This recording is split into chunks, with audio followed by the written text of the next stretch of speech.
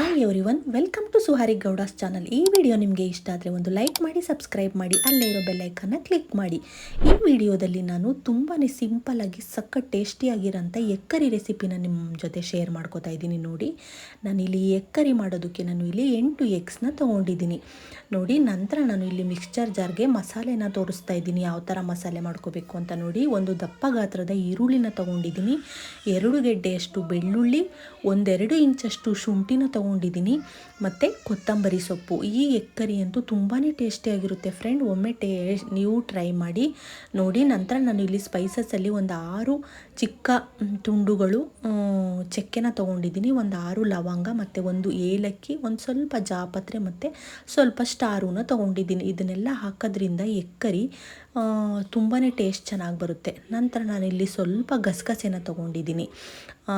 ನಂತರ 2 ಟೇಬಲ್ ಸ್ಪೂನಷ್ಟು ನಾನು ಹಸಿ ಕಾಯಿ ತುರಿನ ತೊಗೊಂಡಿದ್ದೀನಿ, ಸ್ವಲ್ಪ ಕಡಲೆ ಮತ್ತು 1 ಮೀಡಿಯಮ್ ಸೈಜ್ದು ಟೊಮೆಟೊನ ನಾನು ಕಟ್ ಮಾಡಿ ಹಾಕೋತಾ ಇದ್ದೀನಿ. ನಂತರ ನಾನು ಇಲ್ಲಿ ಇದನ್ನು ಮನೆಯಲ್ಲೇ ಮಾಡಿರೋ ಅಂಥ ಮಟನ್ ಸಾಂಬಾರು ಪುಡಿ ಇದು.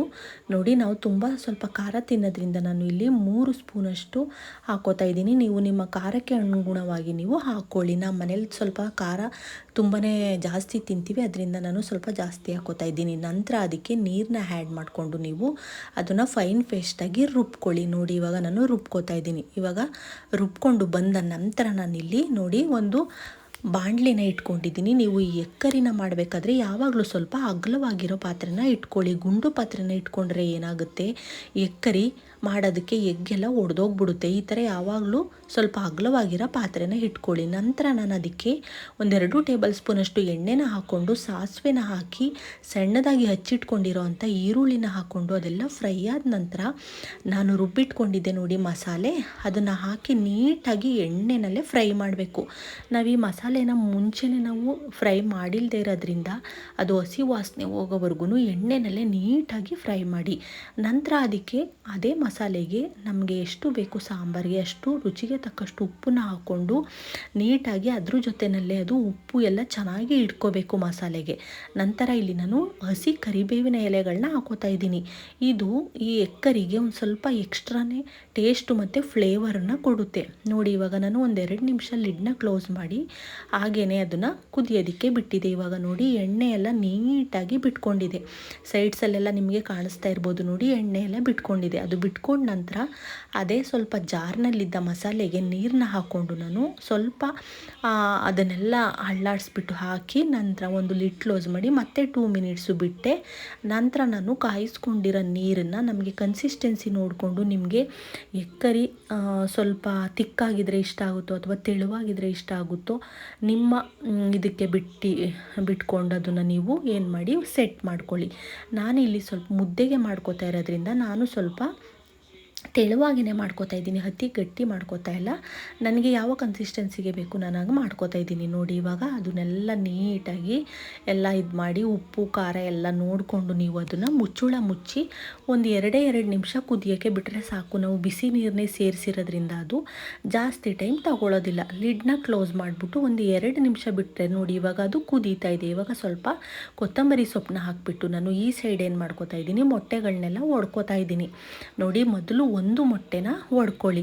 ನೀವು ಆ ಮೊದಲು 1 ಮೊಟ್ಟೆನ ಒಡ್ಕೊಂಡ ನಂತರ ಆ ಮೊಟ್ಟೆನ ನೀವು ಸಾಂಬಾರಿಗೆ ಹಾಕ್ಬಿಟ್ಟು ಅದನ್ನು ನೀಟಾಗಿ ಏನು ಮಾಡಬೇಕು, ನೀವು ಫುಲ್ ಸಾಂಬಾರು ಪೂರ್ತಿ ಅದನ್ನು ಹರಡ್ಬಿಡಬೇಕು. ಯಾಕಂದರೆ ಈ ಥರ ಮಾಡೋದ್ರಿಂದ ಏನಾಗುತ್ತೆ, ಸಾಂಬಾರು ಪ್ಲೈನ್ ಆಗೋಲ್ಲ, ಒಂಥರ ಎಕ್ಸ್ಟ್ರಾನೇ ಟೇಸ್ಟ್ ಬರುತ್ತೆ.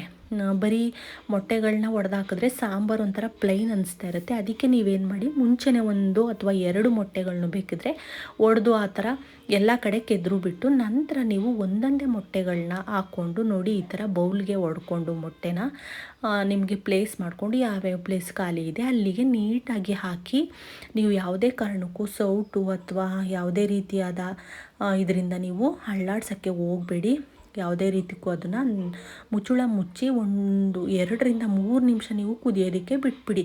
ನೋಡಿ, ಇವಾಗ ನಾನು ತೆಗೆದು ತೋರಿಸ್ತಾ ಇದ್ದೀನಿ. ಯಾವುದೇ ರೀತಿ ಬ್ರೇಕ್ ಆಗಿರೋದಿಲ್ಲ ಮೊಟ್ಟೆಗಳು, ನೀವು ಹೇಗೆ ಹಾಕಿರ್ತೀರ ಹಾಗೇ ಇರುತ್ತೆ, ಒಂದು ಸ್ವಲ್ಪನೂ ಒಡ್ಕೊಂಡಿರಲ್ಲ, ಅಷ್ಟು ಚೆನ್ನಾಗಿ ಅದೇ ರೆಡಿಯಾಗಿ ಹೋಗಿರುತ್ತೆ. ನೋಡಿ, ಇವಾಗ ನಾನು ಈ ಎಗ್ ಕರಿಗೆ ನಾನು ಮುದ್ದೆನ ಮಾಡ್ಕೊಂಡಿದ್ದೆ, ಮುದ್ದೆ ರೈಸು ಮತ್ತು ಸೂಪರ್ ಟೇಸ್ಟಿಯಾಗಿರೋಂಥ ನಮ್ಮ ಎಗ್ ಕರಿ. ಇದಂತೂ ಮುದ್ದೆಗಂತೂ ಸಖತ್ ಟೇಸ್ಟಿಯಾಗಿರುತ್ತೆ ಫ್ರೆಂಡ್ಸ್. ಒಮ್ಮೆ ನೀವು ಟ್ರೈ ಮಾಡಿ ಈ ವಿಧಾನದಲ್ಲಿ. ನೀವೆಲ್ಲ ಯಾವ ಥರ ಎಗ್ ಕರಿನ ಮಾಡ್ತೀರಾ ನನಗೆ ಕಾಮೆಂಟ್ ಬಾಕ್ಸಲ್ಲಿ ಕಾಮೆಂಟ್ ಮಾಡಿ. ನಾನಂತೂ ಒಂದು ಮುದ್ದೆ ಅಷ್ಟು ರೈಸು ಬ್ಯಾಟಿಂಗ್ ಮಾಡಿದ್ದೀನಿ, ಸಖತ್ ಯಮ್ಮಿಯಾಗಿ ಬಂದಿತ್ತು. ಈ ವಿಡಿಯೋ ನಿಮಗೆ ಇಷ್ಟ ಆದರೆ ಒಂದು ಲೈಕ್ ಮಾಡಿ, ಶೇರ್ ಮಾಡಿ, ಸಬ್ಸ್ಕ್ರೈಬ್ ಮಾಡಿ. ನಿಮ್ಮ ಪ್ರೋತ್ಸಾಹ ಸದಾ ನನ್ನ ಚಾನಲ್ ಮೇಲೆ ಹೀಗೆ ಇರಲಿ. Thank you for watching. ಮುಂದಿನ ವಿಡಿಯೋದಲ್ಲಿ ಸಿಗೋಣ. ಬಾಯ್ ಬಾಯ್.